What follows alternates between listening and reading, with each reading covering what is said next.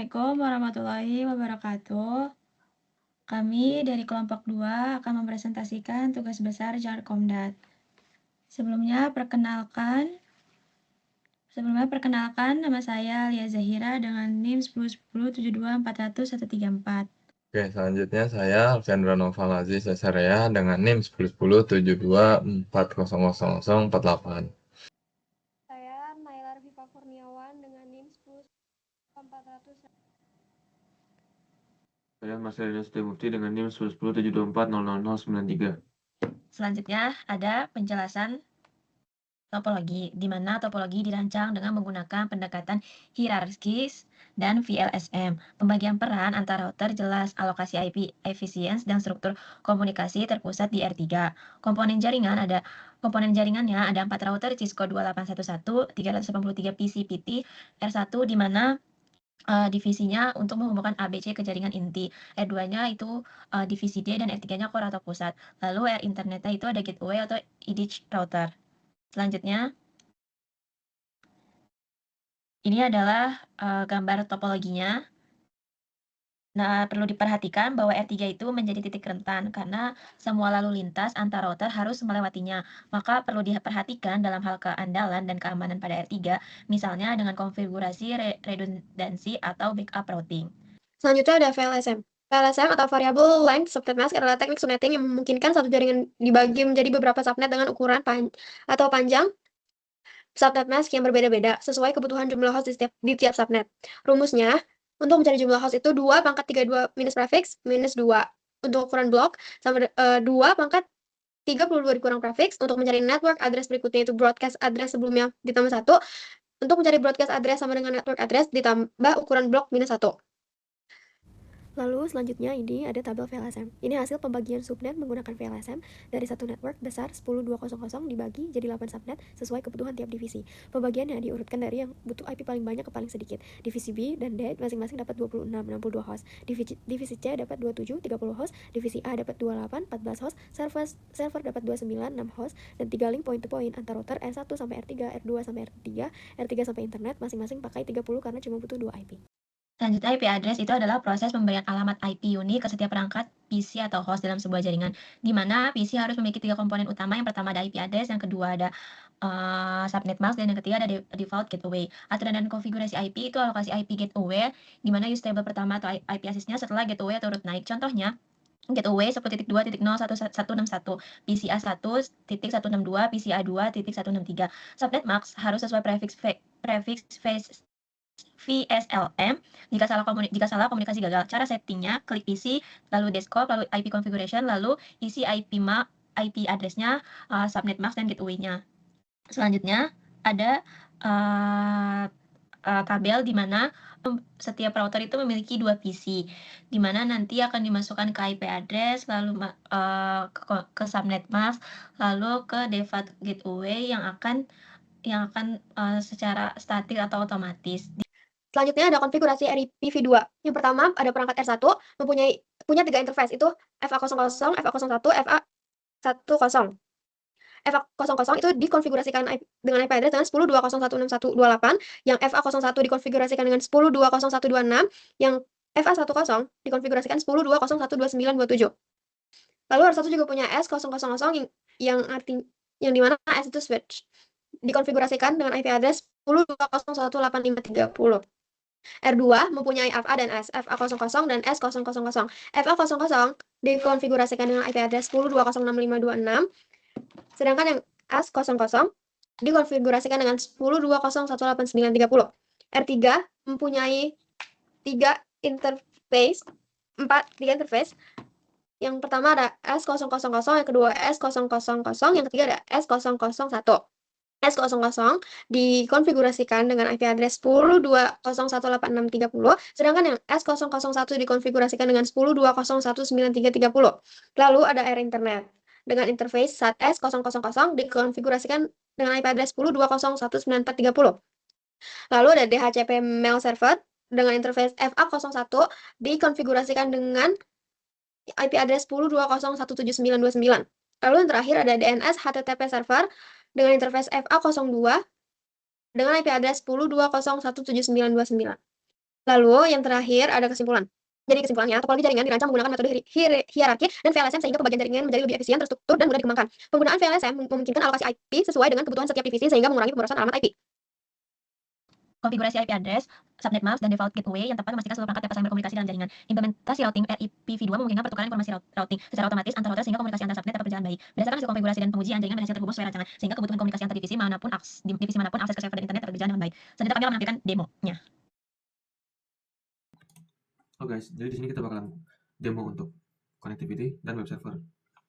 Oke, di sini udah ada topologinya dan udah ada beberapa gedung. Anggaplah ini pisah gedung. Gedung A, gedung C, ini gedung B. Nah, di sini ada divisi A, divisi B, divisi C, dan divisi D. Oke, kita coba untuk ping yang simple dulu. Kita pakai simple PDU. Kita pakai ini.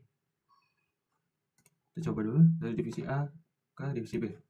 Oke, successful. Dari A ke C, successful. Dari A ke D, successful. Dari A ke dua server ini, successful. Nah, kenapa kita pakai dua server? Karena kita pengen ambil nilai tambahan untuk DHCP-nya.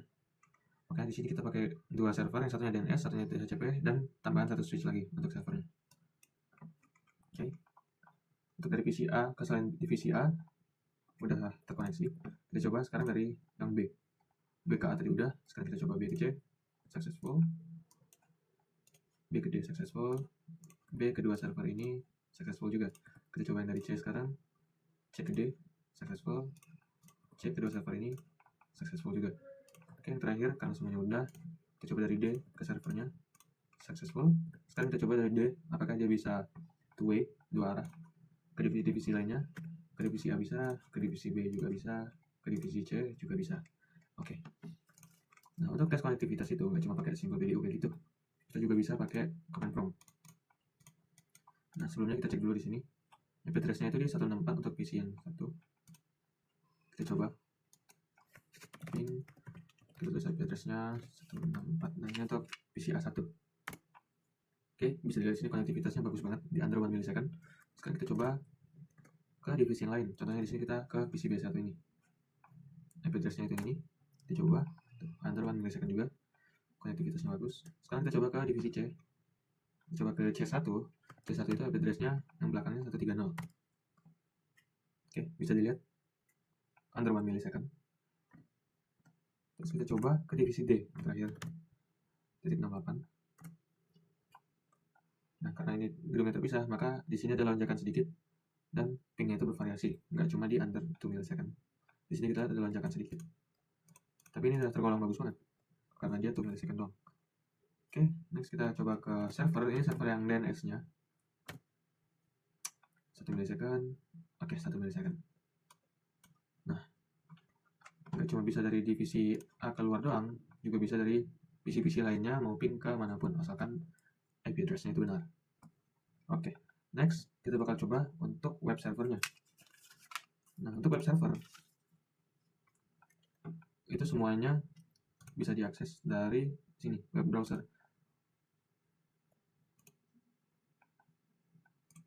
Nah, di sini kita masukin aja untuk webnya itu sesuai dengan nama kelompok. Nama kelompok kami itu jarkomdui.com. Oke, kita coba go. Oke, bakal muncul tugas besar jaringan komunikasi data. Nah, anggota projectnya udah kami modif juga di sini dari HTML-nya. Udah ada nama anggota kelompoknya. Oke. Ini untuk yang dari PC divisi A udah bisa. Kita coba dari PC divisi yang B. Oke, kita coba juga jarkomdui.com. Oke, bisa juga divisi B. Next, kita langsung masuk ke divisi C.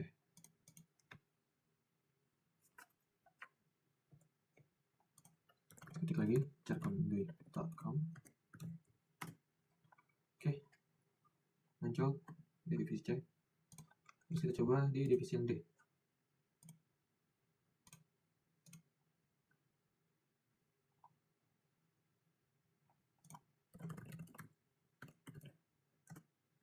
Oke, muncul juga di divisi D. Oke, berarti ini membuktikan bahwa semua PC di semua divisi, di semua gedung itu bisa mengakses web server dari server ini, HTTP DNS server. Oke, berikutnya kita tes untuk MAC-nya atau MAC address-nya. Nah, untuk MAC itu kita bisa melihatnya itu dari CLI yang ada di switch. Nah, untuk yang pertama kita coba di sini dari CLI yang switch divisi A. Komennya itu adalah show MAC address strip atau tanda minus table. Oke. Nah, ini untuk MAC address table-nya. Bisa lihat di sini dynamic semua. Sesuai dengan connection-nya. Itu ada F01, 03, 02. Oke. Ini untuk yang divisi A. Coba yang divisi B. Show MAC address table. Oke. Ini untuk dari divisi B-nya. Sekarang router yang divisi C. Show MAC address table. Oke, ini untuk yang divisi C-nya.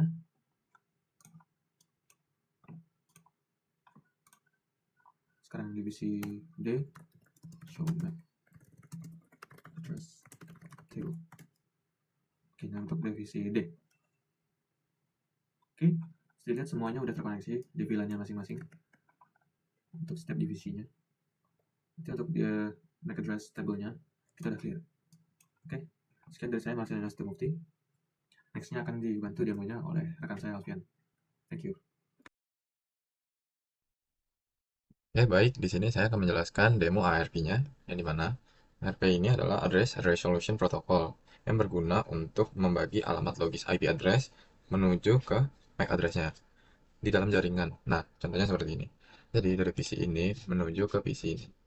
Kalau misalnya kita langsung show ARP seperti ini, ARP, nah, dia akan menunjukkan seperti ini. Ini IP address dari PC D1 ini, dan ini physical address gambar angkanya segini. Dan tipenya dinamik. Karena apa? Karena di sini sudah diganti IP configuration-nya itu DHCP yang sudah terkoneksi oleh server ini.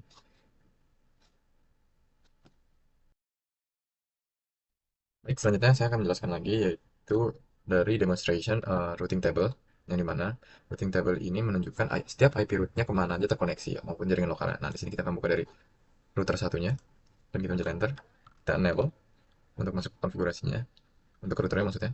Setelah itu, kita tunjukin dulu show IP rootnya kemana aja, seperti ini. Nah, banyak banget. Nah, di sini ada banyak.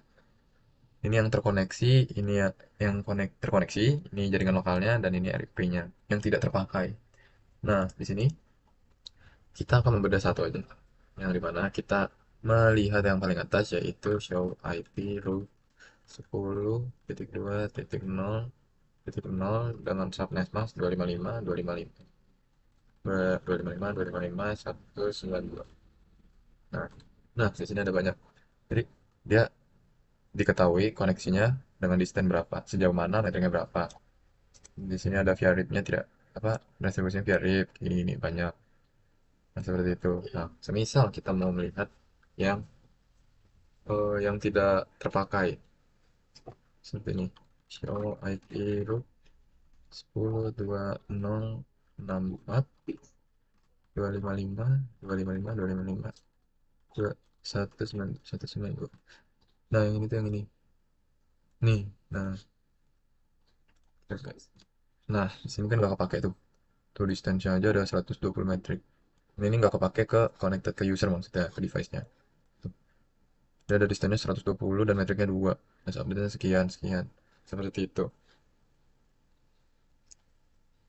Itu aja penjelasan untuk demo routing-nya. Oke, selanjutnya saya akan menjelaskan simulasi dari DHCP, DNS, HTTP, terus TCP ataupun UDP, dan mail. Nah, di sini saya akan jelas gimana cara gambaran dari simulasinya. Kita buka ini dulu PC A1, kita web browser. Nah, di sini nih kita kan udah membuat DHCP-nya. Ada di sini DHCP-nya. Nah, ini. Nah, ini di sini ada pool divisi. Pool divisi ini untuk membagikan dinamik ataupun IP address-nya secara otomatis. Jadi kalau semisal ada device masuk bagian baru seperti PC, ya tinggal pencet DHCP karena itu sangat otomatis. Itu lebih gampang dari static. Nah, di sini DHCP-nya seperti itu, dan kita masuk ke PC. Habis itu kita buka jarcom dulu ya, Dcom. Seperti itu gambarannya. mengirim dari PC 1 ke switch, router, kembali lagi ke bawah. Nah, dia masuk ke sini untuk meminta IP address-nya. Jadi bedanya kita dan komputer itu beda.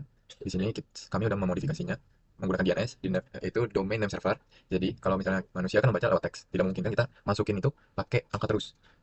Jadi kan panjang, makanya kita akan kebingungan. Jadi adanya DNS itu sangat penting. Seperti simulasinya, sekalian saya jelaskan sedikit. Di sini mulai loading, membaca web servernya.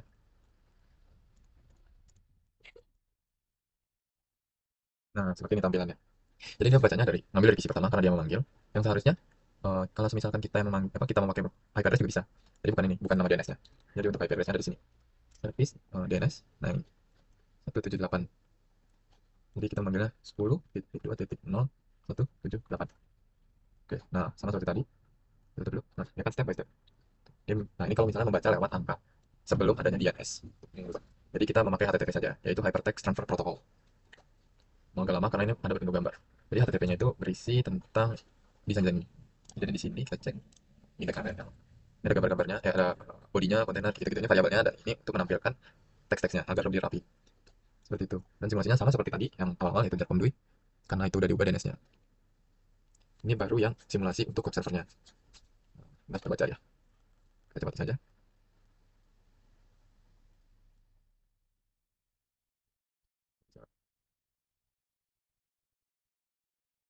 Di buffering, karena berat. Nah, seperti ini kalau misalnya berat. Oke. Yang sudah selesai. Nah, ini ada centang. Nah, selanjutnya, karena sudah melanjutkan website, di sini juga kita sudah membuat mailing yang pesan ke pesan. Jadi di sini kita bisa lihat caranya. Itu buka email ini dan berikan domain name-nya dulu seperti DNS tadi, jarcom.com. Nah, ini kita masukin user dulu, passwordnya bebas. Nah, seperti ini. Nama saya, teman saya lagi, dan teman saya lagi. Oke, kita bisa lihat di sini, kita taruh di sini. Oke, selanjutnya kita akan mailing. Caranya mailing seperti ini. Jadi kalau kita harus konfigurasi email dulu, yang udah setting. Nah, di sini ada namanya, nama untuk di sini. Nah, kita kayak login gitu, masukkan nama email untuk di sini.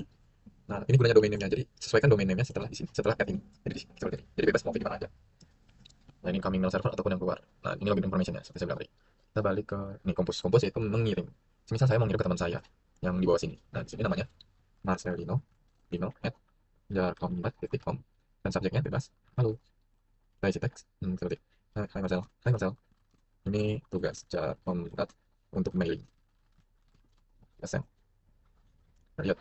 Nah, dari sini. Nah, mailingnya seperti ini. Dia bacanya dari sini. DNS resolving-nya. Dia akan mengirim ke rute ini, rute 1, baru rute 3 untuk membaca lagi. Dia tujuannya ke DHCP mail dulu karena dia akan mencari dulu, nggak langsung kirim ke sini. Tuh, kan emailnya tadi di sini, servernya. Dia akan mengembalikan sampai ke tujuan. Jadi dia ini adalah server ini adalah perantaranya dari PC A1 menuju PC C2. Ini mungkin untuk recheck sekali lagi. Ini seperti saja. Sudah sukses. Sudah sukses, sudah terkirim. Terus kita buka sini, desktop, email. Nah, bedanya apa? Tes tadi. Kita cari dulu. Nah, tesnya seperti ini. Nah, ini untuk receive-nya. Jadi, ini untuk di PC yang pertama, A1, kita beda kelas, yang ngirim ke Marcel di sini. Bisa juga ke gedung sebelah, karena sudah terkonfigurasi ke server ini. Jadi, dia perantaranya di sini, agar nyambung ke PC sebelahnya lagi. Kita akan lanjutkan pesan ini ke Alia.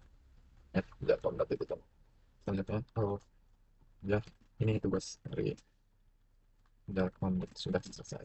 Kita tes satu. Nah, send sukses juga seperti tadi. Dia akan mengirim sini ke switch, ke router 2, router 3 ke switch ini, dan dia membagikannya ke DHCP ini. Karena server login kita ada di sini. Terus setelah itu dia kirim ke PC D2 ini. Kita lihat, mana receive. Nah, sudah masuk. Kalian ini tugas Jarcom sudah selesai. Misal ada yang mengirimkan lagi ke ini, kita loginnya ke sini. Coba kita cek compose. Ini dengan Naila. Net Jarcom. Subjeknya ada di halo dan langsung. Nah, ini tugas dari Marcel sudah mau di tes. Ya, nah sukses juga. Kita lihat ke mana lagi? Ini dilihat paling lama. PC. Nah, masuk semua. Dan di sini reply-nya yaitu membalas dari teks dari PC atas yang punya Alia. Selanjutnya oke, enakan dahulu. Terus oke, Alia. Terima kasih. Send. Send sukses juga. Ya, jadi semuanya sudah terkonfigurasi untuk mailingnya. Nah, masuk. Nah, seperti ini tampilannya. Jadi, simpelnya dia akan mengirimkan step by step gunanya server ini untuk mengecekkan. Dia kembali lagi untuk recheck lagi, habis itu kirim ke PC selanjutnya. Oke, itu aja untuk demonstrasi dari ARP, ya, terus routing table, dan ini, yaitu dari DHCP sampai mailing. Simpelnya seperti itu. Sekian, terima kasih.